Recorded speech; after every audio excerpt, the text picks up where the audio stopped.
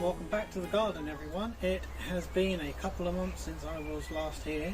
If you remember, I said I was very busy with work. Well, I got busier. However, that hasn't stopped me buying plants. And the eagle-eyed amongst you will have also noticed that there's a new change of the name of the channel. I've given this whole area a tidy up. The Celeriae, mind your business, is doing incredibly well and expanding out more and more, filling in all of the cracks of the patio. Plus, you know, the odd dandelion.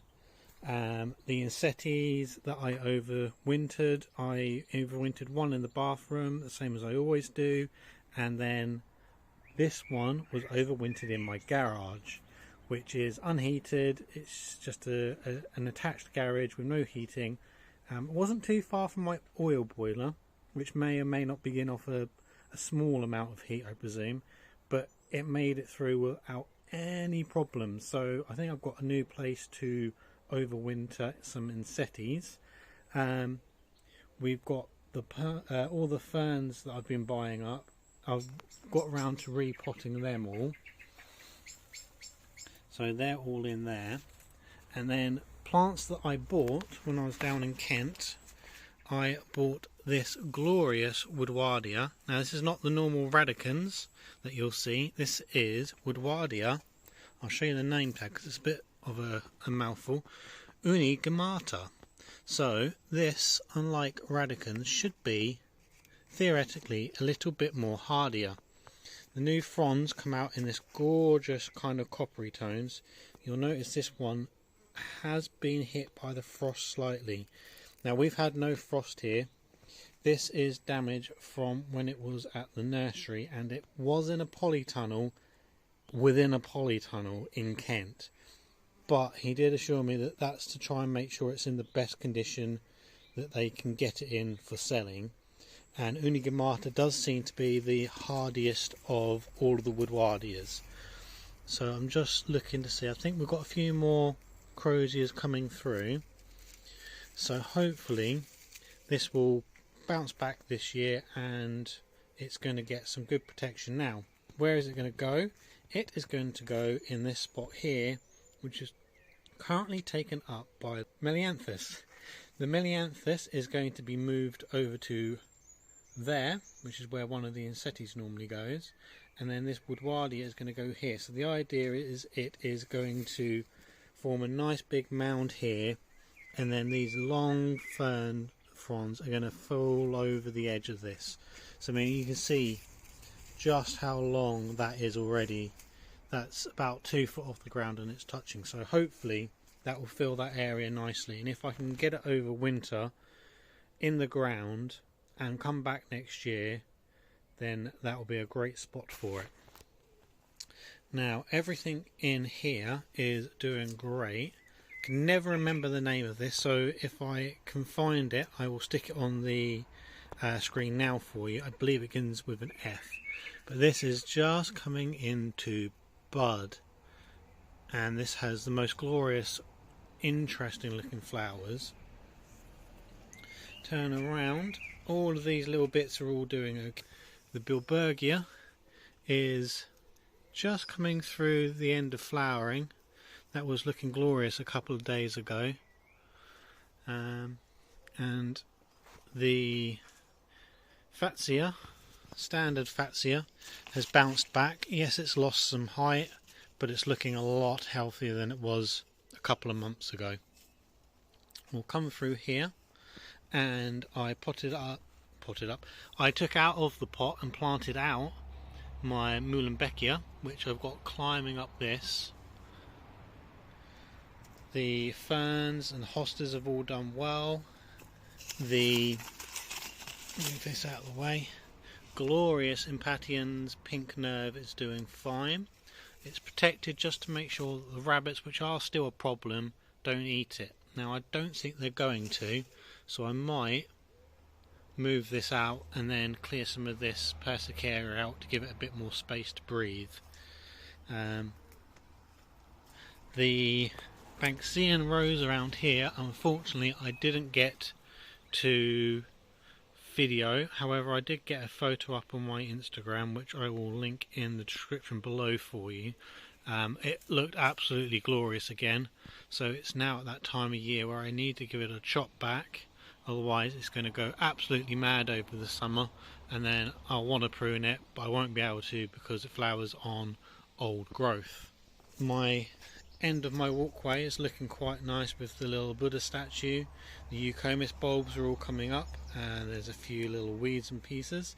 The cotinus is looking great, and I picked up a couple of these gorgeous pots at Dobby's. Actually, they were half price. I think they were down to about £15 each, which I was really quite happy with because they look absolutely beautiful, especially with the dark leaves of the cotinus in it. My biggest brugmansia is stuck here for the moment. I do need to give it some fresh soil because that's still in last year's mix, but I've got a couple of ton of mushroom compost and farmyard manure in my garage, so that's going to go in the beds later. Canna musifolia is slowly coming through now. So the idea at the end here is that this is going to have a big mirror at the end. I need another big shrub, hopefully something probably evergreen in the corner, just to kind of tie everything in. I did get round to painting this side of the fence. Everything down here is doing okay.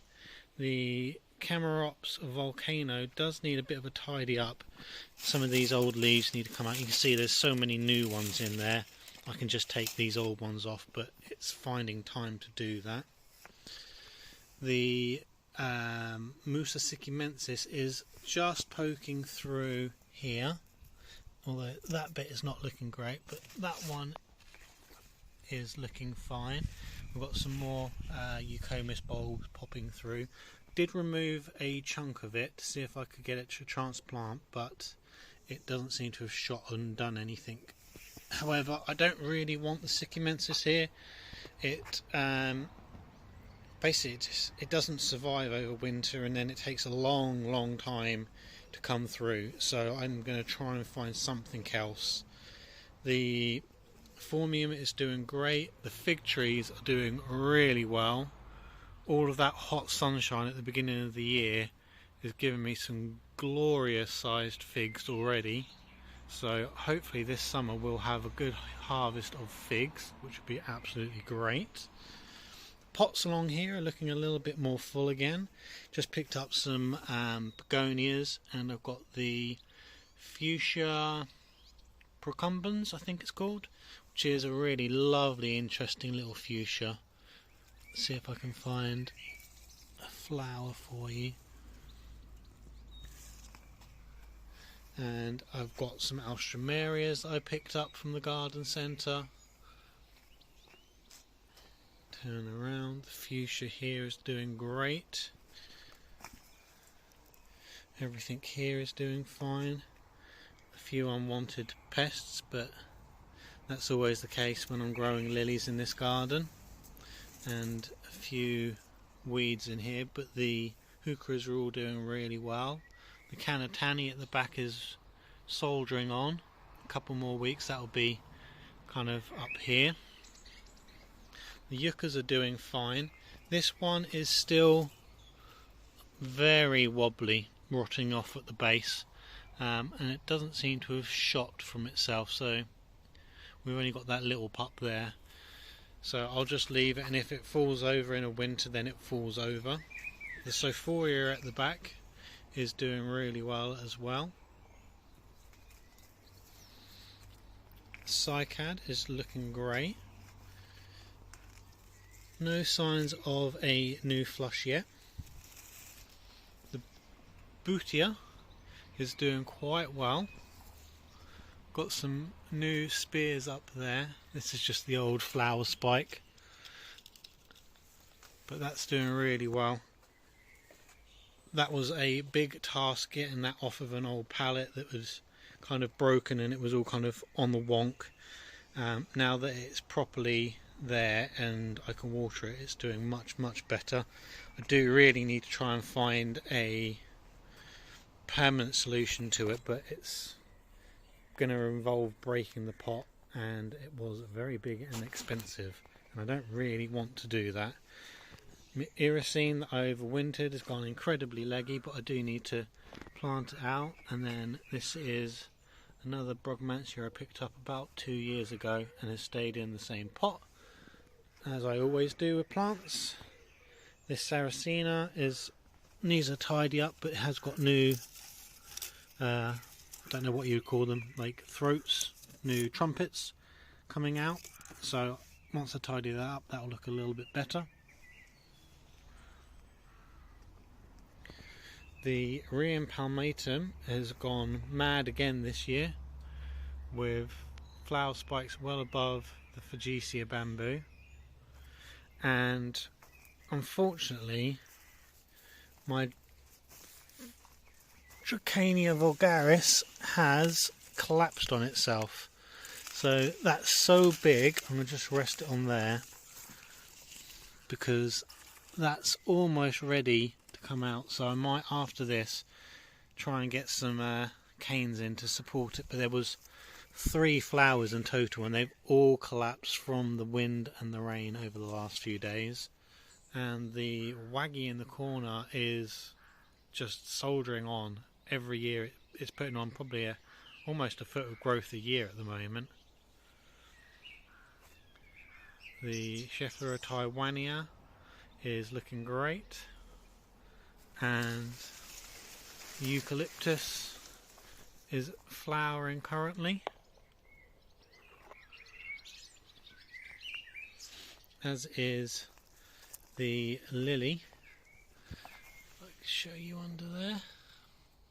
We'll go see the Gunnera, which has done very well this year.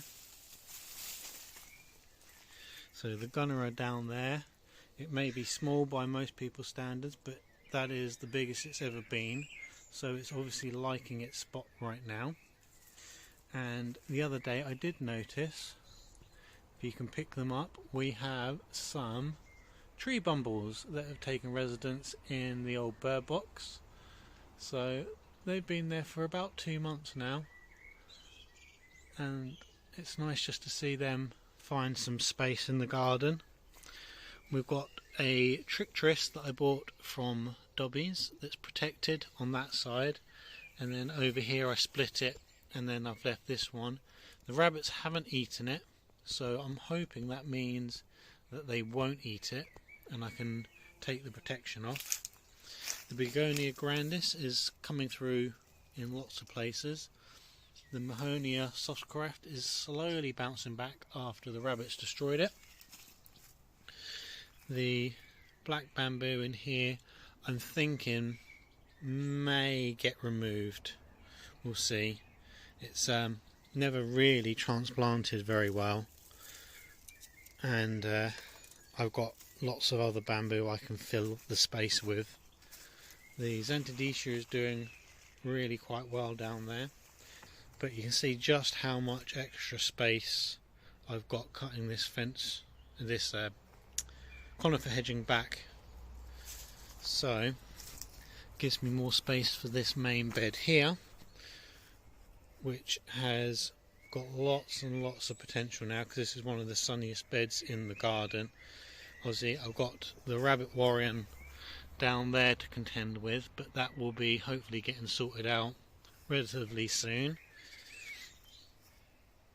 So I'm thinking in here I want to get some choicea, much like this one, but I think it's called Aztec Gold, which is a really fine leaf. So if you look at this, this is quite a chunky leaf, and Aztec Gold is almost like that kind of width on all of the leaves. This has got protection from the rabbits, because the rabbits do like eating the heucheras, and I've got a couple of alströmerias in here again, and then my other inseti, and then the wild weedy part of the garden is still wild and weedy. We have the apple tree here. If I step back so you can see the actual size of it, it's pretty big now. It's bounced back after its winter prune. Probably needs a little bit of thinning out this summer, because this is a cooking apple tree. We do like to use the fruit, so it's nice when it is productive, but obviously it casts an awful lot of shade back over here, so I'll have to have a little think about what I want to do. Obviously all the daffodils need to be cut back, and then this will look a lot tidier underneath it. I turn around, this phormium that I rescued from a client that was going to go in the bin is doing really well with a lovely flower spike, looking absolutely glorious. Just one flower spike at the moment, but it has only been in the ground, this will be its second summer, so it's not too bad. Got some buds on the dahlias, which is lovely to see. That one's actually doing really well. Then you've got some nasturtiums that have managed to survive or set seed and have grown. The gingers in here are doing okay. The unido, Arbutus unido, is doing really well, and that's slowly growing away. Hopefully this will eventually turn into a lovely sized tree and fill the middle in nicely. My wife repotted this grapevine and the one over here, so she done those and they're doing much better for it. I did plant out a new pink china and then colocasia Madeira, I think it was. This is not doing quite so well, but we haven't had all of the lovely sunshine recently. Basically when I planted it out, it chucked it down with rain for about 3 days and it's now grey and overcast. This bed however is doing very well.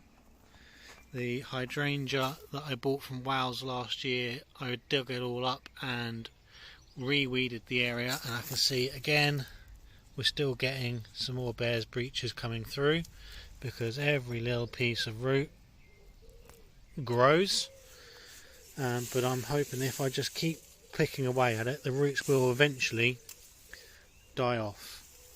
But everything in here is doing fine, and some good news here is firstly my Salvia amistad has grown and done very well, overwintered in the ground, as has my pink china, and most importantly as has my roscoea.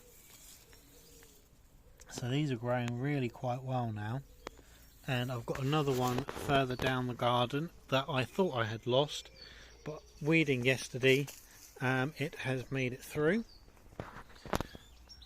Black bamboo is putting out some very nice chunky sized culms, you know. Needs to give that a thin out this summer, I think. Passion flower's done fine. Then in here there is a video coming on the barbecue, but it's slowly coming along. Some dahlias and blueberries, all doing fine. The regalias that I had, I've potted them up into new pots and they're flowering and doing very well. And the hibiscus hasn't flowered yet, but my other one hasn't yet, so that might flower later this year, or it might just be another year or two. And then this regalia is looking absolutely gorgeous. The Fatsia polycarpa is not looking very good. I'm not quite too sure what it is. I know someone posted up on the Facebook group with the same problem, and like most things there was multiple reasons given.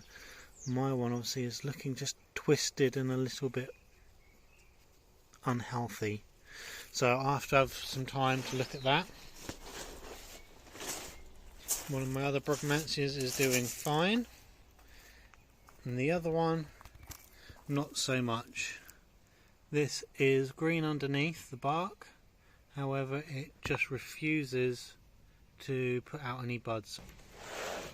The Akebia was in full flower a few weeks ago, It's gone over now, but it's still lovely foliage.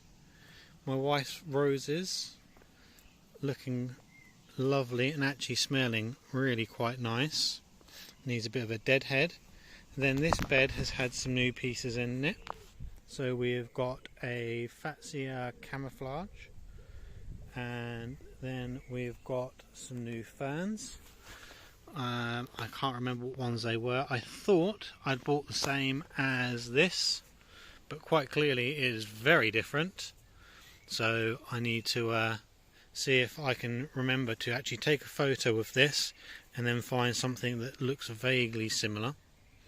Peonies are all gone over, the ligularias have done very well, and then here is the roscoea.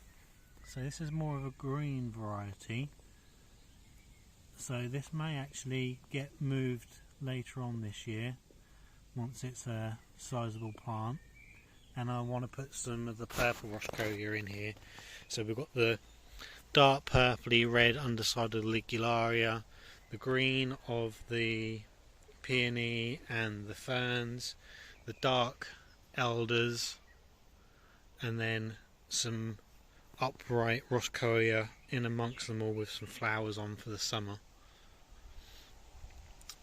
My wife, bless her, spent a couple of hours yesterday clearing out this old bed which had peas and some, I think, courgettes in it last year. So it had a good amount of mushroom compost on it last year, and she's just planted in a couple of rock roses. And then the bottom end of the garden is just a little bit neglected at the moment. This really needs a load of the mushroom compost coming down and chucked on this, because it's so poor and dry, and it just grows weeds. That's all it grows. However, it's just starting to come out into flower, and the acubia is doing fine. I think I'm going to buy another acubia to plant over the back here, and that melianthus is going to go up with the other melianthus by the woodwardia. The salvia cardonas are doing fine. They're always a good showstopper in the summer. And the New Zealand privet is also doing fine. What is not doing fine is the Sempora, Little Sem, and this choice here. I think it's just too dry down here with all of these big trees. We've got pear trees overhead as well. It's just too much sucking moisture out of the ground, and despite having a hose point just there, I don't really remember to water this whole section. So I mean, if I remember to start doing that and I get some mushroom compost in to improve the quality of the soil, maybe we can start growing things. It's also probably one of the shadier spots of the garden. The sun does come up over there and then sets over there, but obviously with the trees overhead there's only a small period of time it is in the sun. Then out in the paddock, I actually have mowed it for the first time this year yesterday, so it's not really grown much. I'm slowly working on the compost piles.